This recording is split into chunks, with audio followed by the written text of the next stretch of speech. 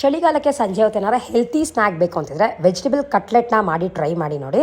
ಇದಕ್ಕೆ ಯಾವ ತರಕಾರಿ ಬೇಕಾದರೂ ಹಾಕೋಬೋದು, ಬಟ್ ನಾನು ಹಾಕೊಂಡಿರೋದು ಈರುಳ್ಳಿ, ಬೀಟ್ರೂಟು, ಗೆಣಸು ಹಾಗೆ ಕ್ಯಾರೆಟ್ನ ತುರ್ಕೊಂಡು ಹಾಕ್ಕೊಂಡಿದ್ದೀನಿ.